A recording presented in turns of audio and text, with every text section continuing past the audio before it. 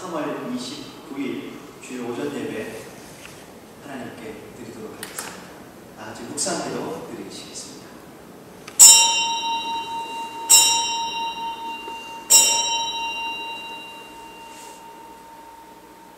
가서 예루살렘에 길이 외칠지니라. 여호와께서 이와 같이 말씀하시기를 내가 너를 위하여 내 청년의 때의 인애와 내 신혼 때의 사랑을 기억하노니 곧 씨 뿌리지 못하는 땅 그 광야에서 나를 따랐음이니라. 존귀하신 하나님, 은혜 중에 한 주간도 지켜주시고 오늘도 변함없이 귀한 주일 맞게 하시니 감사합니다. 코로나19로 인해서 교회 공적 예배, 우리가 이 가정 예배로 대체하여서 이 시간 모든 성도들이 각자의 가정에서 함께 모여 하나님 앞에 예배합니다. 성도들 모인 가정마다 하나님 평강과 은총으로 함께해 주시고 모인 모든 가정이 참된 예배의 자리가 될 수 있도록, 모든 성도가 예배자가 될 수 있도록 은혜 베풀어 주시옵소서. 하나님 간구합니다. 코로나19로 인해서 무너진 사랑하는 성도들의 가정과 일상을 하나님께서 붙잡아 주시고 속히 이 상황이 해결되고 참된 샬롬이 사랑하는 성도들 살아가는 삶의 현장마다 그리고 이 땅에 임하게 하여 주시옵소서. 뿐만 아니라 우리가 하나님 앞에서도 겸비하여 나아가게 해 주옵소서. 특별히 하나님 우리에게 말씀하시는 것 귀 기울여 듣는, 그리고 우리의 삶을 새롭게 한 번 더 하나님 앞에 회복하고 리셋하는 귀한 시간 될 수 있도록 도와주시옵소서. 그간 늦을싸고 경박했던 우리의 삶이 반성되어지게 하시고 하나님 앞에 보다 경건한 모습이 회복될 수 있도록 도와주시옵소서. 특별히 하나님 코로나19로 인해서 수고하고 애쓰는 많은 이들을 위해서 기도합니다. 이 땅의 모든 의료진과 공무원들을 지켜주시고 사회적으로 경제적으로 힘든 상황 가운데 있는 모든 자영업자들과 경제 주체들 가운데도 하나님 함께해 주시옵소서. 의료적 도움이 필요한 이들에게 적절한 의료가 시행되게 하시고 가난하고 소외된 이들이 더욱 소외되지 않도록 하나님 지켜주시옵소서. 그리하여 이 모든 상황이 속히 지나가게 하시고 우리 모든 성도들과 교회들이 함께 한자리에 모여 마음껏 주의 이름을 높이고 찬양하는 날 속히 허락하여 주시옵소서. 감사드리며 예수님 이름으로 기도하였습니다. 아멘. 다같이 사도신경으로 우리의 신앙을 고백하도록 하시겠습니다. 전능하사 천지를 만드신 하나님 아버지를 내가 믿사오며 그 외아들 우리 주 예수 그리스도를 믿사오니 이는 성령으로 잉태하사 동정녀 마리아에게 나시고 본디오 빌라도에게 고난을 받으사 십자가에 못 박혀 죽으시고 장사한 지 사흘 만에 죽은 자 가운데서 다시 살아나시며 하늘에 오르사 전능하신 하나님 편에 앉아 계시다가 저리로서 산 자와 죽은 자를 심판하러 오시리라. 성령을 믿사오며 거룩한 공회와 성도가 서로 교통하는 것과 죄를 사하여 주시는 것과 몸이 다시 사는 것과 영원히 사는 것을 믿사옵나이다. 아멘. 우리 다같이 찬송 309장 함께 하시겠습니다.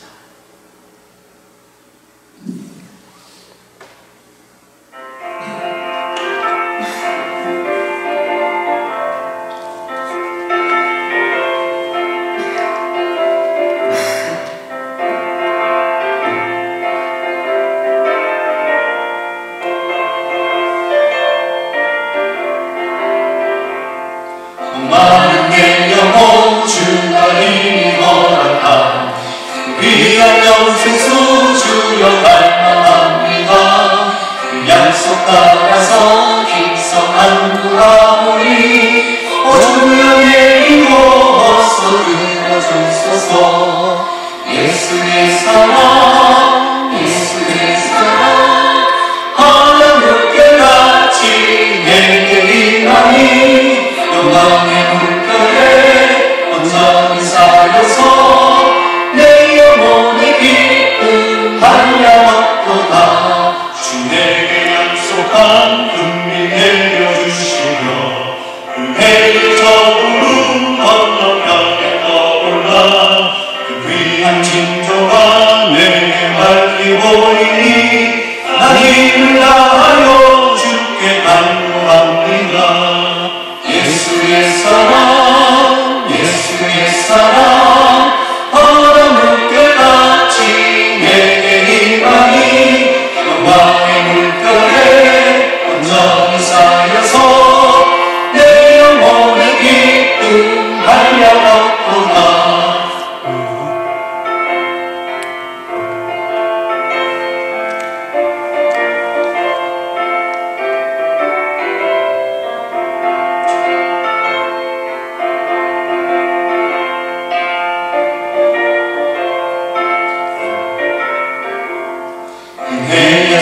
하나님께 죄로 목적히 내려 구원의 큰 강물 흘러차고 넘쳐서 내 충만 모든 죄 모두 씻어버리니 나 지금 은혜를 충만하게 받았네.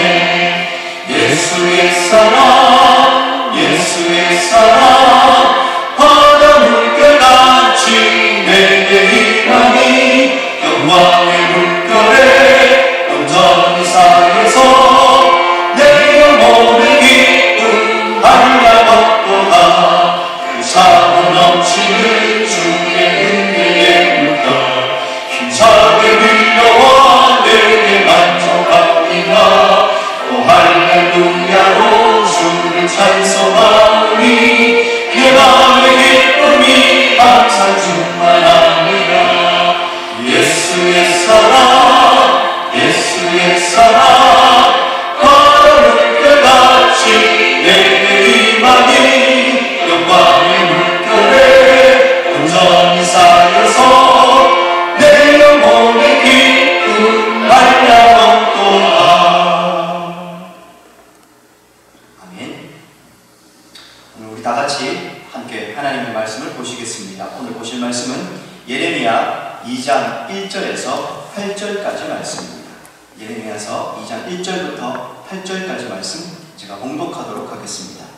여호와의 말씀이 내게 임하니라. 이르시되 가서 예루살렘에 기에 외칠지니라. 여호와께서 이와 같이 말씀하시기를 내가 너를 위하여 내 청년의 때의 인애와 내 신혼 때의 사랑을 기억하노니 곧 씨 뿌리지 못하는 땅 그 광야에서 나를 따랐음이니라.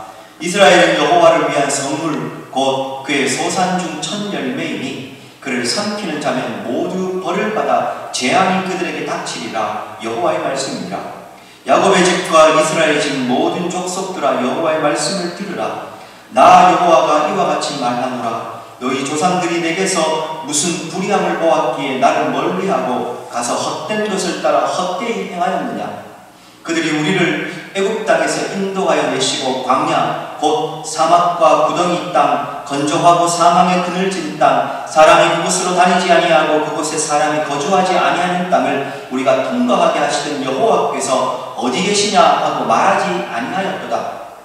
내가 너희를 기름진 땅에 인도하여 그것의 열매와 그것의 아름다운 것을 먹게 하였거늘 너희가 이리로 들어와서는 내 땅을 더럽히고 내 기업을 역겨운 것으로 만들었으며 제사장들은 여호와께서 어디 계시냐 말하지 아니하였으며 율법을 다루는 자들은 나를 알지 못하며 관리들도 나에게 반역하며 선지자들은 바알의 이름으로 예언하고 무익한 것을 따랐느니라. 아멘.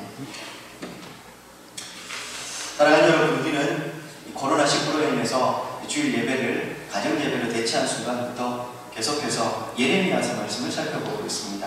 예레미야 1장은 크게 보면 하나님께서 예레미야를 선지자로 부르시는 예레미야의 소명, 그렇게 보실 수 있습니다. 아나돗 땅 몰락한 제사장 가문 출신이었던 이 예레미야를 하나님께서 격변의 시대 40년이 넘는 세월 동안 하나님 당신의 말씀을 전하시도록 그를 선지자로 부르십니다. 이제 2장부터는 본격적으로 하나님께서 예레미야를 통해서 이제 당신의 그 말씀을 전달하시는 내용이 나옵니다. 그리고 오늘 이 2장 전체에서는요, 하나님을 떠나서 우상 숭배하는 이 남유다를 향한 이스라엘 백성들 전체겠죠. 그들을 향한 이 하나님의 고발, 어찌 보면 좀 하나님의 섭섭하고 안타까운 마음이 구절구절 절절하게 묻어있는 그런 내용이라고 보실 수 있습니다. 그런 하나님의 안타까운 마음, 그런 하나님의 섭섭한 마음을 생각하시면서 오늘 본문을 한번 읽어보시면 좋을 것 같습니다. 먼저 본문 1절부터 3절까지입니다. 1절에서 하나님의 말씀이 예레미야에게 임하고 있습니다. 1절 여호와의 말씀이 내게 임하니라 이르시되, 이렇게 시작이 됩니다. 다시 말씀드리지만 사랑하는 여러분, 선지자는 이 하나님의 말씀을 정확하게 전달하는 사람입니다. 선지자의 메시지는 항상 그런 의미에서 하나님이 전해주시는 하나님의 말씀이어야지 자신의 뜻과 생각 안 됩니다. 이어서 2절과 3절 보십시오. 가서 예루살렘에 기에 외칠지니라. 어떤 것을 외쳐야 합니까? 이와 같이 말씀하십니다. 하나님께서 내가 너를 위하여 내 청년의 때의 인하와 내 신혼 때의 사랑을 기억하노니 곧 씨 뿌리지 못하는 땅 그 광야에서 나를 따랐었다. 3절 이스라엘은 여호와를 위한 선물 곧 그의 소산 중 첫 열매 그 삼키는 자를 모두 벌을 받아 재앙이 그들에게 닥치리라. 여호와의 말씀이라. 하나님께서 이스라엘 백성들 이 애굽에서 종살이하던 그들을 출애굽하여서 이 광야의 노정 가운데 지키시고 가나안 땅으로 들어오게 하셨던 그 출애굽의 여정을 하나님께서 추억하시면서 말씀하십니다. 특별히 2절에 보시면요, 하나님께서 이야기하실 때 내가 너를 위하여 내 청년의 때의 인애와 내 신혼 때의 사랑을 기억한다. 곧 씨 뿌리지 못하는 땅 그 광야에서 너희가 나를 따랐을 때다. 그렇게 이야기합니다. 여기서 청년의 때의 인애, 신혼 때의 사랑, 이 표현 도대체 어떤 때를 이야기하는 것인가? 청년의 때는 출애굽 이전의 상황, 즉 이스라엘 백성들이 애굽에서 종살이하고 있을 때를 청년에 들어보시면 됩니다. 그럼 신혼의 때의 사랑이라고 할 때 신혼의 때는 언제겠습니까? 출애굽해서 광야 노정 가운데 있을 때의 상황, 그때를 생각하시면 되겠습니다. 하나님께서요, 이스라엘 백성들이 이 애굽에서 종살이하고 있을 그때를 청년의 때의 인애 이렇게 표현하시는 것을 우리가 좀 눈여겨보아야 합니다.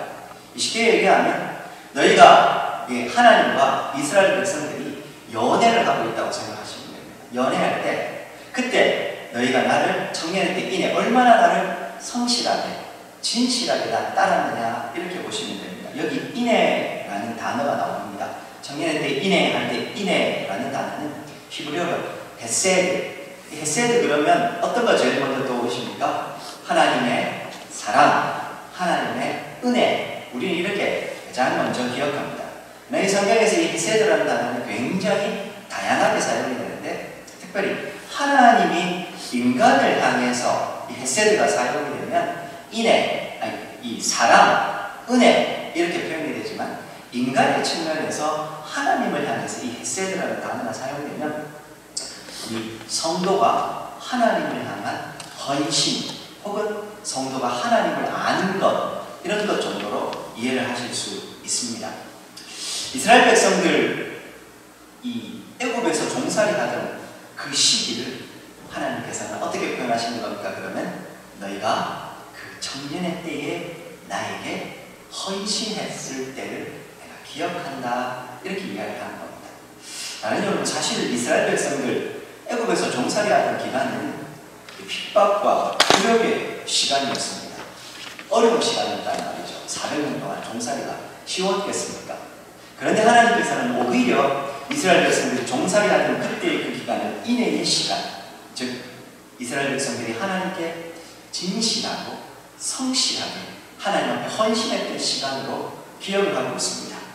이어서 출애굽의 기간을 표현하고 있는 이 출애굽 광야 노정을 이야기하는 신혼 때의 사랑, 신혼 때의 사랑 이렇게 표현하면 밀월의 기간으로 생각이 됩니다. 그런데 우리가 출애굽기를 포함해 모세오경을 통해서 살펴보는 이스라엘 백성들의 출애굽 기간이 과연 밀월의 기간이었습니까?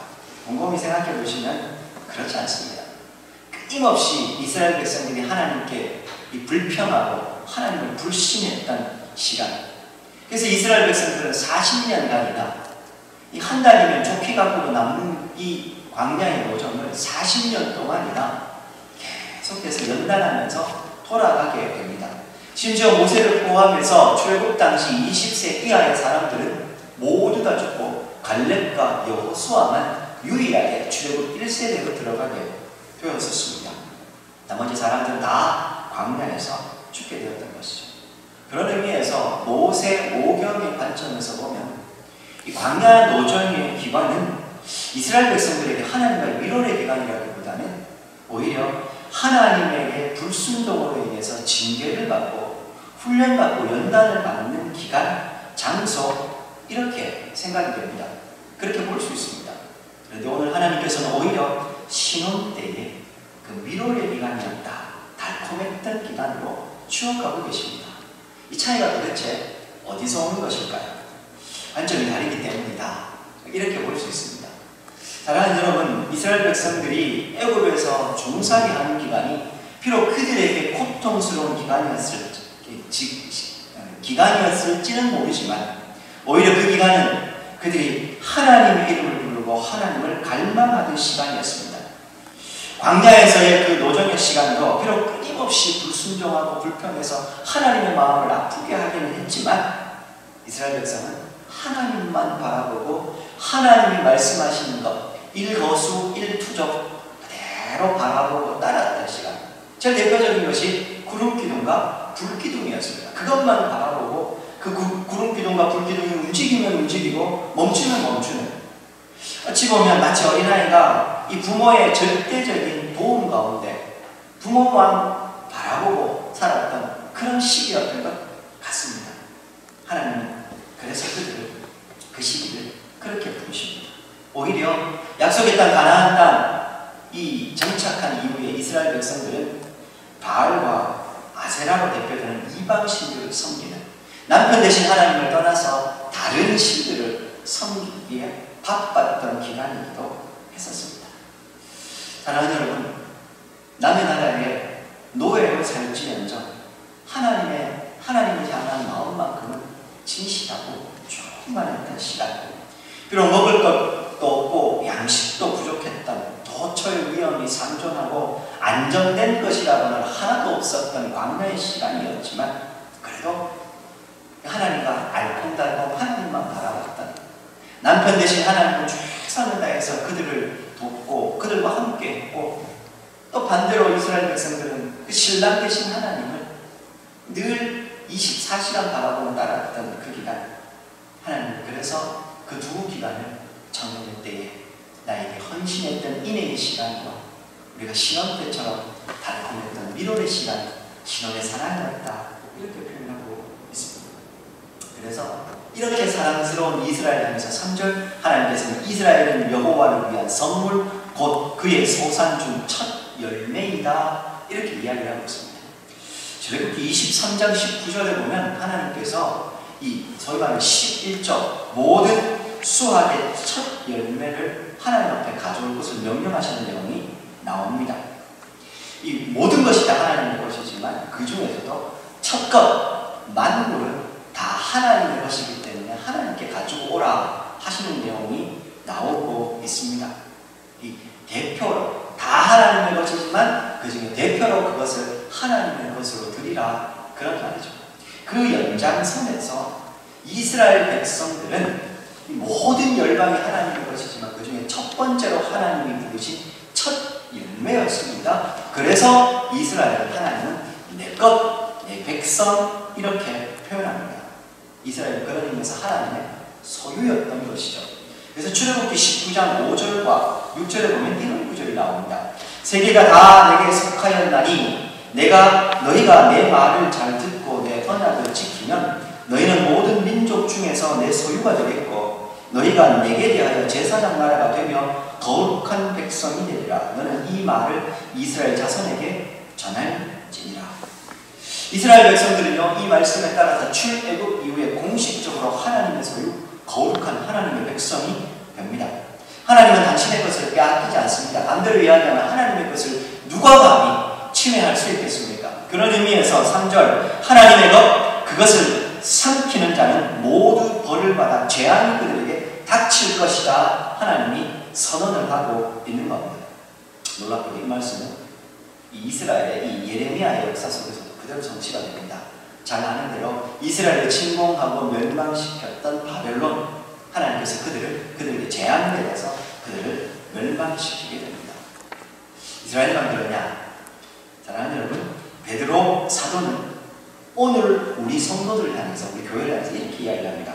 베드로전서 2장 9절입니다. 그러나 너희는 택하신 족속이요 왕같은 제사장들이요 거룩한 나라여 그의 소유가 된 백성이니 이는 너희를 어두운 데서 불러내어 그의 기이한 빛에 들어가게 하시니 아름다운 것을 선포하게 하려 하심이라. 오늘 하나님께서는 우리 모든 성도들을 향해서 하나님 당신의 것, 당신의 백성이라고 불러주고 있습니다. 하나님의 소유는 하나님이 지키십니다. 특별히 코로나19로 인해서 모든 성도님들의 삶이, 이 일상이 제대로 돌아가지 않는 상황 가운데 있지 않습니까? 경제적으로 힘든 상황 가운데 있습니다. 아마 이 코로나가 지나가고 나면 2020년도 하반기는 더 힘든 시간이 올 거라고 합니다. 전 세계적으로 어려움이 오기 때문에. 그러나 사랑하는 여러분, 기억하십시오. 그런 절망과 한숨에서도 하나님은 하나님 당신의 백성들을 지키십니다. 내 소유를 절대로 빼앗기지 않으실 거라고 말씀하십니다. 그 하나님을 오늘도 신뢰하시고 은혜 안에서 승리하시는 우리 성도님들 되시기를 주의 이름으로 축원드립니다. 이어서 4절부터 8절, 이제 본격적으로 이렇게 귀했던 이스라엘이 하나님을 떠난 것에 대한 하나님의 고발 내용이 나오고 있습니다. 5절 보십시오. 나 여호와가 이같이 말하노라 라고 하면서요, 너희 조상들이 내게서 무슨 불의함을 보았기에 나를 멀리하고 가서 헛된 것을 따라 헛되이 행하였나. 도대체 내가 너희에게 무엇을 잘못했기에 너희가 나를 그렇게 떠났느냐. 그리고 6절 보십시오. 그들이 애굽 땅에서 인도하여 내시고, 그리고 광야, 그 광야는 어떤 곳입니까? 사막과 구덩이 땅, 건조하고 사망의 그늘진 땅, 사람이 그곳으로 다니지 아니하고 그곳에 사람이 거주하지 아니하는 땅, 그 척박한 곳에서, 그곳에서 어떻게 하십니까? 우리가 통과하게 하시는 여호와께서 어디 계시냐 하고 말하지 않습니다. 무슨 말입니까? 하나님을 찾지 않는다는 말입니다. 하나님이 도대체 어디에 계신가? 하나님 어디 계십니까? 하나님 평안하십니까? 찾지도 않는다. 이게 무슨 의미일까요? 관심이 없다는 말입니다. 그래서 먹고 사는 문제, 내 한몸 편안한 거, 이거에만 관심이 있을 뿐, 그 척박한 광야에서 그들과 그렇게 사랑의 관계를 나누며 함께했던 이 하나님을 가나안 정착 이후에는 찾지도 않고 관심도 없다는 말입니다. 관심이 없으니 부르지 않는 것이죠. 7절 보십시오. 내가 너희를 기름진 땅에서 인도하여 그곳의 열매, 그것의 아름다운 것 먹게 했습니다. 가나안 땅에서 이야기합니다. 너희가 이리로 들어와서는 그런데 어떻게 했습니까? 내 땅을 더럽히고 내 기업을 역겨운 것으로 만들었다. 그렇게 이야기합니다. 이 가나안 땅의 축복과 이 풍요로움은 하나님이 주신 것이었습니다. 그런데 이 축복과 그 풍요로움을 누구의 공으로 돌렸습니까? 하나님이 아니라 이방신 바알과 아세라가 그렇게 준 것으로 생각을 하는 겁니다. 하나님이 주셨는데 오히려 우상에게 감사하는 것입니다.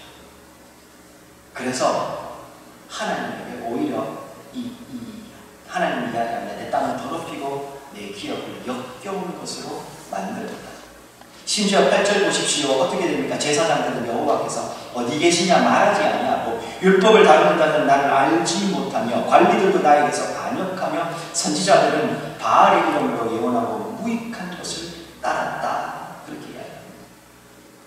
이 내용 전체 다 읽어보시면 그리 어렵지 않습니다. 구구절절 가슴 아픈 내용들 뿐입니다. 그런데 특별히 우리가 오늘 이 8절의 내용을 좀 주목해서 볼 필요가 있습니다. 4명의 4부류의 사람들이 등장을 하고 있습니다. 제사장, 그리고 율법을 다루는 자, 관리들, 선지자들. 그리고 한 사람씩 한 부류씩 좀 살펴보겠습니다. 사랑하는 여러분, 첫 번째로 등장하고 있는 제사장들. 그들은 여호와께서 어디 계시냐 하고 말하지 않는다고 하고 있습니다. 이스라엘 사회에서 제사장은 굉장히 독특한 위치에 자리하고 있었습니다. 그들은 하나님과 백성들 사이에 있어서 하나님의 뜻을 백성들에게 전달하고 백성들이 하나님 앞에 나아올 수 있도록 중간에 중보의 역할을 하는, 매개자의 역할을 하는 사람들이었습니다. 그런데 그런 제사장들이 더 이상 하나님을 찾지 않습니다. 그들이 제사를 드리지 않았다는 말일까요? 아니요. 역사적으로 이스라엘 백성들은 한 번도 하나님을 떠난 적이 없고 성전의 제사가 멈추어진 적이 없었습니다. 그럼 도대체 이거 무슨 말일까요? 그들은 늘 하나님 앞에 제사를 드리고 엄격하게 제사의 규례를 지키며 율법을 따랐습니다. 그런데 어째서 하나님을 찾지 않았다고 이야기를 하고 있는 것일까요? 도대체 이 제사장들 성전에서 무엇했단 말입니까? 예수님 당시에 예수님께서 성전을 청결케 하시는 사건 생각해 보시면 금방 이해가 되십니다. 제사장들에게 더 이상 성전은 하나님의 뜻을 묻고 하나님의 뜻을 구하는 공간이 아니었습니다. 그들의 관심은 하나님이 아니었고 자신들의 안위와 탐욕이었습니다. 종교적 권력과 명예였을 뿐입니다. 제사는 종교적 행위로 하나님 앞에 드리고 있었을 뿐 성전은 하나님을 참되게 예배하는 공간이 아니라 또 다른 인간의 욕망의 공간이 되어버렸던 곳입니다. 다른 여러분, 오늘 우리가 예배할 때 내가 왜 예배하는지를 깊이 고민해 보아야 합니다. 예배는 나의 성공과 내 자녀들의 이 성공 혹은 내 만족, 내 평안을 위해서 드리는 것이 아닙니다. 예배는 하나님을 사랑하기 위해 하나님의 뜻을 구하고 하나님께서 내게 말씀하시는 것이 무엇인지 듣는 시간이어야 합니다. 기도 또한 마찬가지입니다. 마치 정한수도 놓고 팔공산 갓바위에 비는 내 소원 비는 그런 행위가 기도가 아니라 오늘 내게 말씀하시는 하나님의 뜻이 무엇인지 귀 기울여 듣고 내 뜻을 굴복하여 하나님의 뜻대로 살아가고자 하는 그 행위의 핵심이 기도가 되어야 하는 것입니다. 두 번째로 등장하는 부류들, 율법을 다루는 자들이 등장을 하고 있습니다.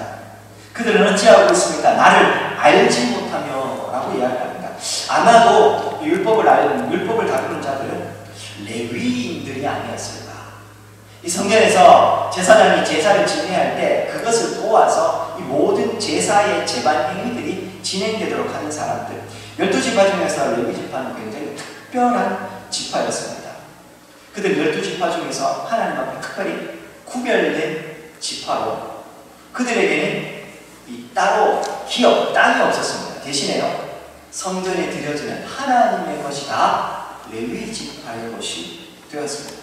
그런 의미에서 이 레위 지파들은 엄청난 자부심을 가지고 특별히 성전 봉사에 집중했었습니다.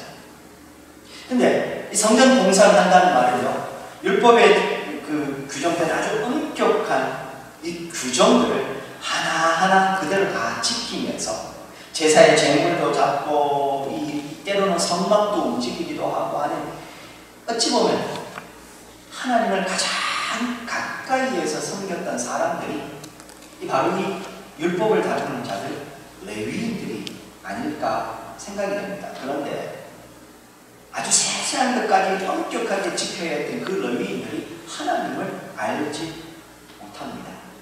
진짜로 하나님을 알지 못해서 그런 것일까요? 곰곰이 생각해보면요, 이 레위인들의 제사를 드리는 예배의 행위가 아마도 형식적인 것, 수동적인 것이 되어서 그런 것이 아닐까 생각이 됩니다. 하나님의 자기 계시인 율법을 가장 가까이에서 직접적으로 다루고 있음에도 불구하고 정작 하나님이 누구신지 하나님의 뜻이 무엇인지 알지 못하고 또 이거 해야 할 일이기 때문에 수동적으로 형식적으로 하고 있었던 겁니다. 사랑하는 여러분, 오늘 우리가 하나님 앞에 모여서 예배하는 이 행위, 그리고 교회에서 하는 구제, 봉사, 신교, 우리의 모든 신앙의 행위들, 그 핵심에 하나님을 사랑하는 것, 주의 나라와 의를 위한 우리의 열심이 사라져버리고 그저 종교적인 형식만이 남아버린다면 오늘 이 율법을 다루는 자들, 이 모습과 다를 것이 없을 것입니다. 세 번째로 등장하는 인물들은 죄송합니다, 관리들이라고 합니다. 그들은 반역하면서라고 이야기를 하고 있습니다. 관리들은 왕과 광을 눌러볼 수 있습니다. 몇 번 말씀을 드렸습니다. 이스라엘의 왕과 광은 세상의 왕과 광들과 달라야 한다 말씀을 드렸습니다. 세상의 왕들은 군림하고 통치하는 사람들이었습니다. 그러나 이스라엘의 왕은 군림하고 통치하는 사람이 아니라 왕 대신 참된 왕이신 하나님께로부터 그 권한을 위임받은 청지기로 하나님의 통치가 온전히 이루어질 수 있도록 역할을 하는 사람들이었습니다.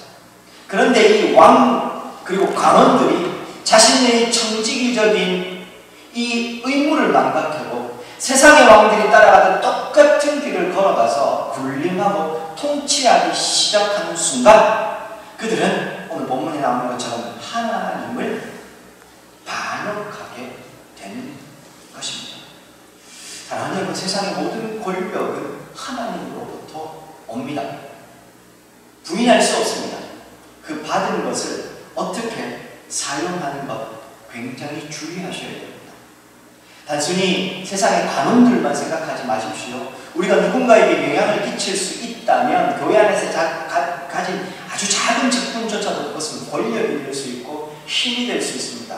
그리고 그것은 언제든지 오늘 본문이 이야기하는 대로 하나님의 뜻이 잘 드러날 수 있도록 나는 선한 청지기의 역할을 해야 하는 것입니다. 그런데 그것을 잊어버리고 내 사리사욕을 욕심을 채우는 순간 거기는 더 이상 하나님이 주신 은혜의 자리가 아니라 욕망의 자리, 탐욕의 공간이 될 수밖에 없고 하나님을 배반하는 것이 될 수 없습니다. 마지막 부류가 등장합니다. 선지자들, 정확하게 말하면 거짓 선지자들 될 겁니다. 선지자들은 자신의 뜻이 아니라 하나님의 뜻과 말씀을 그것만 전달하는 사람이어야 된다는 얘기를 계속하고 있습니다. 특별히요, 이스라엘 역사 가운데 사사시대 이후에 선지자는 아주 특별한 역할을 했었습니다. 그들은 이스라엘 백성들이 어려움과 위기 가운데 있거나 아니면 혹은 하나님을 떠나서 타락해 있었을 때 혜성같이 나타나서 하나님의 뜻을 가감없이 전달하고 때로는 위기에 구한 나라를 구하기도 하고 때로는 하나님을 떠나서 하나님을 떠나서 우상숭배하는 이스라엘 백성들 애격해도 했던 사람들이 바로 이 선지자들이었습니다. 그런 의미에서 이스라엘의 마지막 보루와도 같은 존재들이었던 것입니다.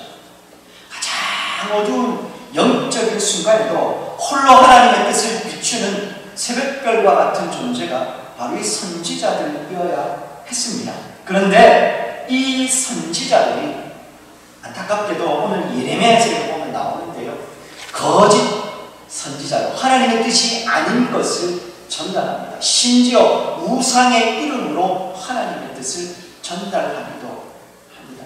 가장 충성스럽게 하나님을 따르고 순종해야 될 이들조차도 오히려 하나님을 떠나고 우상 숭배에 앞장서고 있습니다. 하나님의 뜻을 거스르는데 앞장서고 있었던 것이 아픈 이스라엘의 현실이었던 것입니다. 그들이 하나님을 자꾸 구하지 않는데 백성들을 오죽했겠습니까? 특별히 이 8절에 등장하는 이 네 부류의 사람들의 이 모습으로 인해서요, 5절에 한번 다시 한번 보시겠습니까? 나 여호와가 이같이 말씀하니라 라고 해서요, 제일 마지막 부분에 한번 가보십시오. 나를 멀리하고 가서 헛된 것을 따라 헛되이 행하였다. 성경은 그렇게 이야기하는데요. 헛된 것을 따라 헛되이 행하였다. 이 의미를 조금만 더 살려서 번역을 하면 이렇게 됩니다. 헛된 것을 따라가다가 스스로 헛된 것이 되었다. 이렇게 번역을 합니다. 광야에서 하나님을 소유했던 그 귀한 이스라엘, 그 소중한 하나님을 이스라엘을 따랐고 하나님은 이스라엘을 소중하게 여겼습니다. 그런데요, 가나안 땅 들어간 이후에 이스라엘 백성들은 하나님이 아닌, 소중한 것이 아닌, 참된 것이 아닌 헛된 우상을 따라갔고 그 우상을 따라가다가 자신들 스스로도 헛된 것이 되고 말았던 것입니다. 이 역설이 보이십니까? 이스라엘 백성들에게 이 가나안 땅 정착은 사실 굉장한 도전이기도 했었습니다. 목축에서 노후로 그들의 삶이 바뀌는 것이었습니다. 모든 것이 낯선 땅에서 이 목축만 알았지 농경은 전혀 모르는 그들에게 이 생소한 것을 배워가다 보니까요, 자연스럽게 그들은 그 땅의 풍습, 바알과 아세라를 섬기는 것까지 받아들일 수밖에 없었습니다. 그러다 보니 이 바알, 아세라를 섬기는 것, 그들에게는 농사를 짓는 방법 중에 하나로 받아들여질 수 있었습니다. 그에 반해서 광야에서 그들이 섬겼던 하나님, 그리고 하나님이 그들에게 제정해 주신 율법, 제사, 귀한 것은 알았지만 율법을 지키고 제사를 드리는 것이 그들이 먹고 사는 문제에는 전혀 도움이 되지 않았던 것입니다. 오히려 먹고 사는 풍요와 다산을 보장해 주는 것은 바알과 아세라였습니다. 그러니 그들은 자연스럽게 우상을 따라갈 수밖에 없었던 것이죠. 사랑하는 여러분, 사실 이스라엘 백성들이 광야 40년의 기간 동안 그 훈련과 연단의 기간 동안 배워야 했던 것이 있습니다. 그게 뭡니까? 하나님은 우리와 항상 함께 하셔서 우리의 길을 인도하신다. 그것이 구름과 불기둥의 교훈이었습니다. 하나님은 늘 우리의 일용할 양식을 먹이시는 분이시다. 그것이 만나와 메추라기의 교훈이었습니다. 40년 동안이나 그들과 구름기둥과 불기둥으로 함께했고 40년 동안이나 신실하게 만나로 그들을 먹이셨던 하나님임에도 불구하고 그들은 눈앞에 보이는 구름기둥과 불기둥만 바라보았을 뿐 만나와 메추라기 그 이적 자체에만 집중했을 뿐 그것을 통해서 배워야 될 하나님은 하나도 배우지 못한 것입니다. 그래서 가나안 정착 이후에 구름기둥과 불기둥도 사라지고 만나도 끊겨지자 더 이상 하나님의 그 임재를 느끼지 못했다는 것입니다. 그리고 오히려 세상을 따라서 가나안을 따라서 가버렸던 것입니다.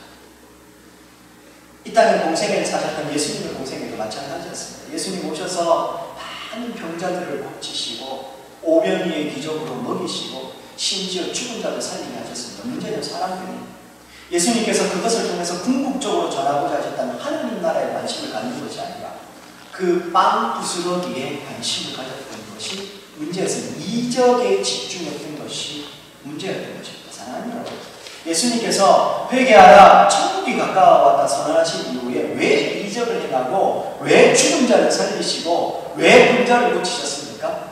그것 자체가 목적이 아니라 하나님 나라가 온전히 이루어지면 그 모든 것이 자연스럽게 이루어질 것이기 때문에 그것을 예표적으로 보여주신 것이었습니다. 이 땅에 죄가 들어온 이후에 창세기 이후에 죄로 인해서 모든 것이 다 어그러지게 됩니다. 모든 것이 다 어그러지면서 이 하나님께서 원래 지으신 창조의 형상들이 다 깨어져 버린 겁니다. 그 창조의 형상이 깨어지면서 이 땅에 죽음이 들어오고 죄로 인한 무질서와 오염이 들어오면서 병도 생기고 각종 고통의 문제들이 발생하기 시작한 겁니다. 그런데요, 그 죄로 인해서 어그러지고 깨어졌던 것들은 하나님의 나라가 임하면 자연스럽게 회복이 되는 겁니다. 원래의 모습으로 회복이 되는 것이죠. 그런 의미에서 하나님의 나라를 소망해야 하는 것입니다. 하나님의 나라가 임하면 우리가 이적이라고 이야기하는 병고침, 가난의 문제, 배고픔의 문제, 죽음의 문제 자연스럽게 다 해결이 될 겁니다. 그런데 정작 예수님께서 외치셨던 하나님의 나라에는 관심이 없고 이적과 떡 부스러기에 사람들은 주목했다는 것입니다. 오늘 우리도 혹시 그런 빵 부스러기, 떡 부스러기에 마음이 빼앗긴 것은 아닌지 모르겠습니다. 특별히 예수님께서 하나님의 나라를 선언하신 이후에 그 하나님 나라를 이루는 수단이 무엇이었습니까? 하나님 나라를 향해 가는 유일한 통로가 무엇이었습니까? 세상의 힘과 권력을 가지는 것이었습니까? 아니지 않습니까? 예수님 끊임없이 자기를 고민하고 무슨 길을 가셨습니까? 십자가의 길을 걸어가셨습니다.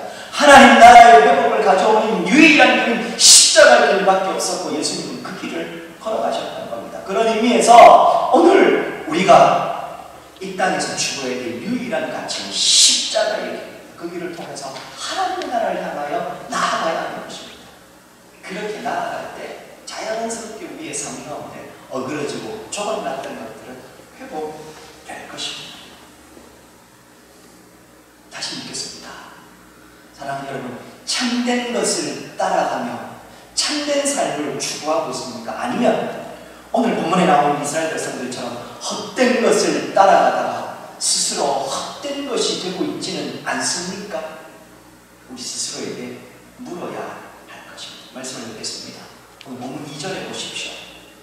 하나님께서 예레미야에게 첫 번째 가서 예루살렘에 어디에 외치라고 합니까? 예루살렘에 귀에 외칠지라, 그렇게 이야기를 하고 있습니다. 그들이 귀로 분명하게 들을 수 있게 전달하라는 것입니다. 하나님의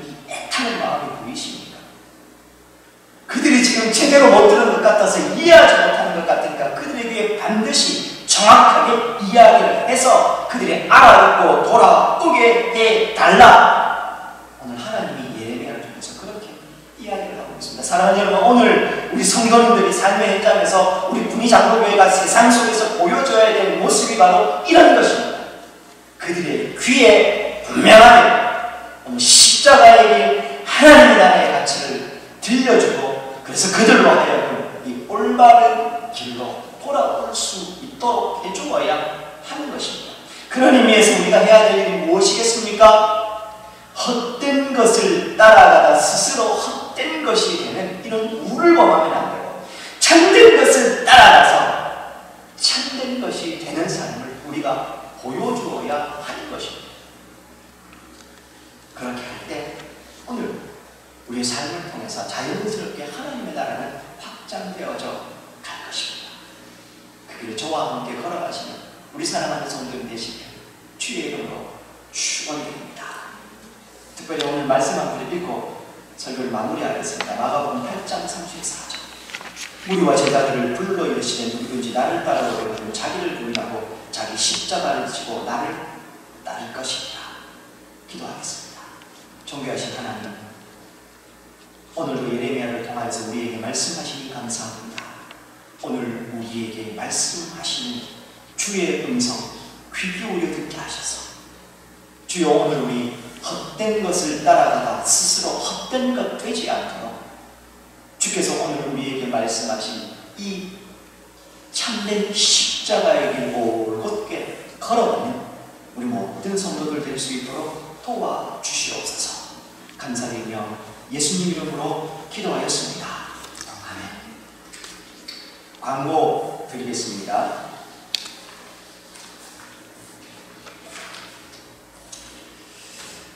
제가 문자로도 몇 번 문자로도 이미 공지해 드렸습니다만, 이번 주간도 코로나19로 인해서 교회의 모든 공적인 예배는 가정예배로 대체하고 공적인 모임도 중단을 하게 됩니다.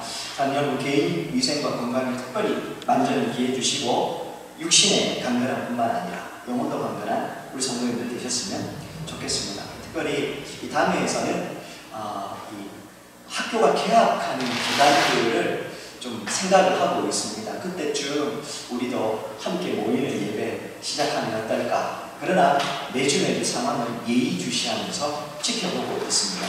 가정예배 잘 드리고 계신 줄로 알고 있습니다. 특별히 사랑하는 여러분, 예배가 가정예배로 바뀐 것이 아니라 우리가 함께 모여야 되는데 그럴 수 없으니 이 시간에 각자 흩어져서 가정에서 함께 예배하는 것임을 기억해 주시기 바랍니다. 아울러서 마지막으로 이러한 때일수록 더욱 서로 우리 주변에 있는, 옆에 있는 우리 교우들을 챙기고 또 돌아오는 우리 성도님들 되시기를 주의 이름으로 축원드립니다. 제가 기도 한번 하고 마치겠습니다. 지금 우리 주 예수 그리스도의 은혜와 하나님 아버지의 극진하신 사랑과 성령의 위로교통 충만 역사하시니 참된 것을 따라 참된 것이 되기를 소망하는 우리 모든 성도님들 머리 위에, 우리 교회 위에, 또 함께 예배하는 우리 각 성도들의 가정 위에 이제부터 영원토록 함께 있을지어다. 아멘.